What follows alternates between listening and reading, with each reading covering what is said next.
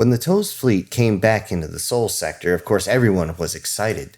They were excited to trade their goods for even more technology, something more advanced, something that they could adapt, something that they could look forward to, not to mention they could hang around and see their friends for the first time in several years. Who doesn't want to do that?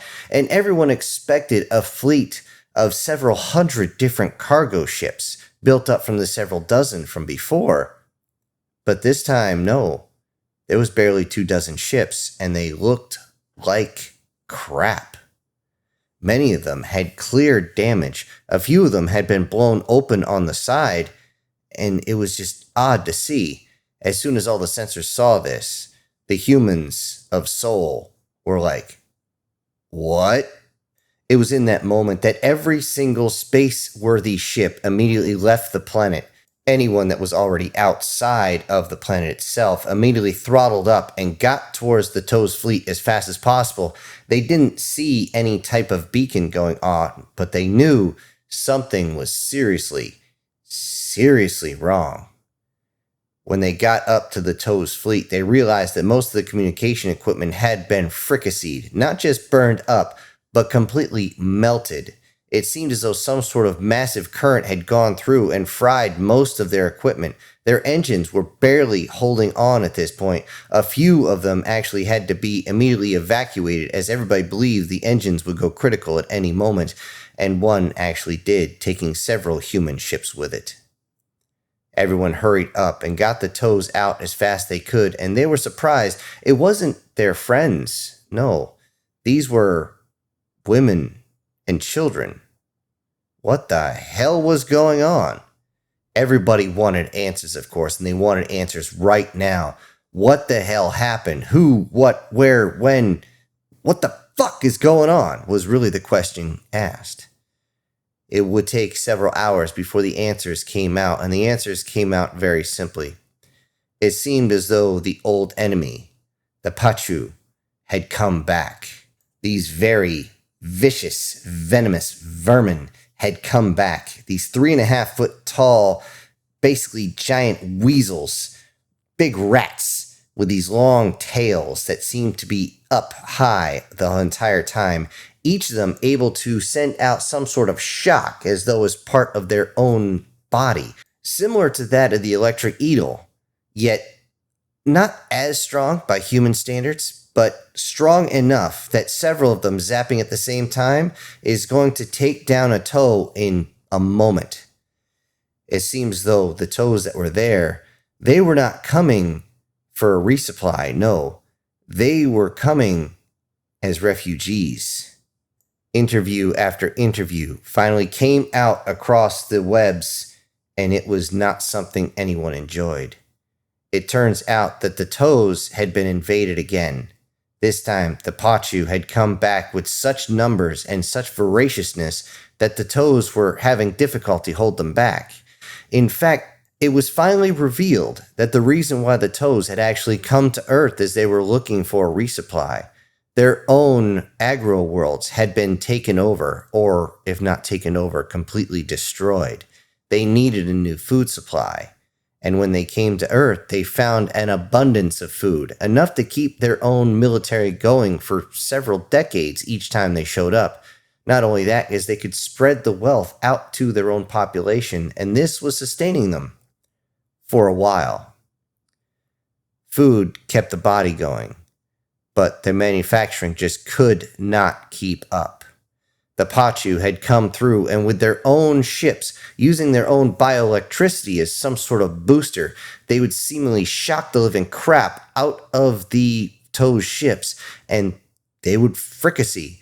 And as soon as the systems went down, the Pachu would board the ship, take down whatever Toes were there, and feast on them, sometimes while they're still alive, but shocked to the point where they can't move. Yet it's well noted that they'll feel everything. Every claw scratch, every flesh rip, every bite into them they feel as they slowly bleed out. Some of them crying out as this happens. The videos of this did come out, the few that did remain. And humanity looked at them and said, They hurt our friends. Many politicians, at least what politicians were still able to be politicians, because humanity had actually changed ever since the toes had shown up. The entire structure of the world politically had changed. Money didn't mean much now that the molecular assemblers were there. Now that they had free energy, nobody actually was desperate for a whole bunch of resources, even though resources still had to be dug, still had to be grown, still had to be brought up. Nobody was simply starving for any type of resources. No one had to pay out the nose, and money didn't mean all that much anymore. However, the one thing humanity did reach for, now that greed was not a thing, they reached out to their friends. Different clans had come to fruition. Groups of family had come together, some of them for several states or provinces wide, some almost as large as the country themselves. They came together as groups, and now each of these clans, about 20 in all, looked up at the toes, saw how their friends had been treated, and each of the leaders sent out a message, each one very similar, each one saying, "They assaulted our friends. Now we have a choice. Do we only accept our friends as refugees, or do we stand beside them and fight?" This was not a difficult question to answer. Everybody knew what it was. If they stand beside you, respect them. If they stand behind you, protect them. And if they stand in front of you, show them absolutely no mercy. At that point, every single human ship was given free access to alter their ships in any way, shape, or form, though the base frame and body shape seemed pretty universal all the way around. It seems as though humanity has built something exactly the way they wanted. All they had to do was strap even more weapons on it. The Toes refugees that showed up were amazed at this. They saw every time they were on any human ship that every single one of them was armed, and armed very, very well. They looked at the weapon systems and were absolutely amazed. To show off to the little ones, they actually had them look out a viewport at one of the other ships while that other ship deployed its weapon systems. They saw all sorts of weapons raise up from hidden turrets, torpedo bays and missile bays open. They couldn't believe what was going on, and drones of all different sizes came out from around the aft of the ship, each of them swarming around, making a protective barrier around this one. They wanted to show the children that they were safe and that humanity could protect itself. But now, not only was humanity protecting itself, but humanity was angry. They went after humanity's friends. Each of the clans seemed to be in competition with each other, even though they shared technology to make sure that each of their ships were ready to go. Civilian ships of any type, all their personal transports were upgraded with the best engines, the best weapons, and any armor enhancements that they wanted. Though shielding, as in science fiction shielding, is not exactly what anybody understands, they realized they needed something to counteract the Pa-Chu's electrical surge. One would think that any of these ships are their own Faraday cage, but in the vacuum of space, physics gets a little weird. And you can only protect yourself from a high enough charge. If the Pa-Chu can actually hit with a strong enough charge, they'll ricochet even a battleship, which there were only about 18 in service at this point. 2 others were down, but they were only needing refits, and then they were back up in space. Everyone got ready as they knew what was going to happen, but they also knew that time was of the essence. So they sent out what they could. Each clan asked whoever was willing to fight to join their fleet. Every ship capable of making the journey seemed to show up. Most of these vessels were used simply for transport on the planet's surface, but now they're beyond the exosphere, and each one looks like a swarm of piranhas ready to strike. As they lined up, they made sure that the battleships took point, because the heavy hitters are what they're going to need to start off with, flanked by cruisers, destroyers, frigates, and every single one of the civilian craft could be considered a corvette size or bigger. Some of these had been adapted over time to basically be flying houses, as many of humanity's civilians decided that they wanted to travel the stars. They wanted to start reaching out, colonize places like Mars, Luna, Venus, Io, and all the rest of them. They just hadn't got to that point yet. But now the priorities had changed. Now they're heading out to do something very bad. The toes that were there were worried about humanity. They said, how could possibly just a bunch of farmers go up and strike them? This doesn't make any sense. How good do you think you are? That is when one of the generals turned to them and said, don't worry, young one. We are the best at what we do. It's just that sometimes what we do isn't very nice. At that point, the fleet took off into FTL space. It would take approximately a month to reach their destination, at which time they hope that the toes were actually still in control of their home planet. Well, you know what they say about hopes. It's like wishes. You can wish in one hand, shit in the other, and see which one gets filled first. By the time the human fleet came out of FTL, they realized that almost 80%, if not more of it, had been taken over by the Pachu. This was going to be difficult. They couldn't just fire down on the planet and take out the Pachu. They would end up destroying the planet. This planet had to be taken, which meant they're going to have to do things the fun way. The few toes that were inside the human fleet looked at humanity and realized that each of them were showing their teeth ever so slightly. It seemed as though they were going to take all sorts of pleasure in this. Before they could do anything, the Pachu fleet arrived. Since they are very small creatures, their ships are rather small, which meant it's going to be very difficult for the cannons to actually strike them, but humanity had something ready for them. They sent out their drones. Each of these drones packing basically a 30-pound claymore wrapped up in ball bearings. Each of them ready to explode next to a Pachu ship and just perforate it with so many damn holes that nothing is going to survive. The drones are sent out, each of them a strange spherical shape. As soon as they line up, the word is given and they all dart ahead at a speed that is impossible for the eyes to see. They disappear into the blackness and are monitored on the bridge. On the bridge of the battleship Emerald Talon, one of the toes, one of the young males that had recovered from his injuries but now was sitting there watching the liberation of his home planet, saw this and was amazed. He watched the monitor as each of these drones left his visual sight, but he could still see them on their radar sensor arrays.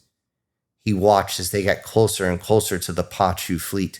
The Pachu seemed to be ready for this, and they began to send out burst after burst after burst of electrical shock. It seemed like they were ready to fight anything with this electrical shock, and it seemed to take down several waves of these drones, but it wasn't nearly enough.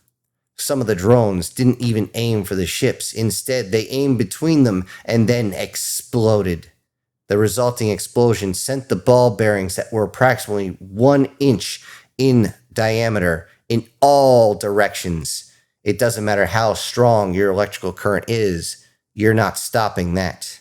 And before they realized that they had to send a repulsing charge to try and stop the metal from perforating their ships, multiple of the Pachu ships were completely shredded, each of them with more holes perforated from one side to the other, complete through and through, all of them leaking some sort of fluid, usually bodily fluids. They would also go completely dark, go adrift in there. And some of them, not only going adrift, but started getting pulled back down towards the toes' home planet, caught in the gravity well. And even if there's anyone still alive on there, they're not going to enjoy what's going to happen next as the ship tumbles through space, goes through the atmosphere, starts ripping itself apart, and anyone still on board is going to have just enough time to see the hull rip itself to pieces and the flames from the atmosphere, from the heat coming in and start scorching them, start burning their hair clean off right before it explodes in a fireball. Every single one of the Pachu fleet continued to charge. It seemed like they didn't care. They just wanted to get close. But as they got closer, that is when the slug match began. However, the Pachu, they like to get close. Very, very close. And because they like to get very, very close, the battleships began firing at range, complemented by the cruisers on either side of them. They began to fire into the Pachu fleet, and the Pachu tried to dip, dive, and dodge, but it didn't matter when they're trying to face an energy weapon that seemed to whip its way across the blackness of space, slashing into each one and sending enough particles in that would cause whatever reactor it even touches to explode, or slicing off several pieces of the ships themselves. What's even worse is when the ballistic rounds came in at 17 times the speed of sound. They came in so fast that many of the systems that they had to find these projectiles could not pick up a small projectile that was no much bigger than 2 inches in diameter. But as it went through, it went clean through. And before they even knew what was going on, their atmosphere is being vented. Their weapon systems go down. Their engines go dark because they've just been perforated. And then they're adrift in space and left to die slowly. The distances are too great. By the time anybody can get to them, who or whatever is inside will be done. The Pachu fleet finally realizes they're completely outmatched, seeing over 30% of their own ships be taken down in the first volley, another 40% gone from all the distance weapons that are being cut through them and fired through them, and now with only about 30% of their own ships, they run. But they're not going to get very far. Behind all this, the missiles have fired. Torpedoes are used for taking down large targets, so they remain in their tubes, but the missiles have been fired. These very, very accurate, very, very nimble, and excessively fast pieces of ordnance caught up to the Pachu very quickly and began to insert themselves deep into the Pachu's aft section before exploding, ripping their aft section apart, many times splitting right down the middle, causing the metal to ship out and split and simply sprawl on either side. This would leave it way open so that everything inside the ship would be pulled out the back, leaving the ship itself to drift forward at an extremely high rate of speed as everything else just kind of floated in space. Many things that came out twitched for a while, many of them reaching for their throat, thinking maybe if they suck hard enough, they might get enough air from the ether, but there's just not enough.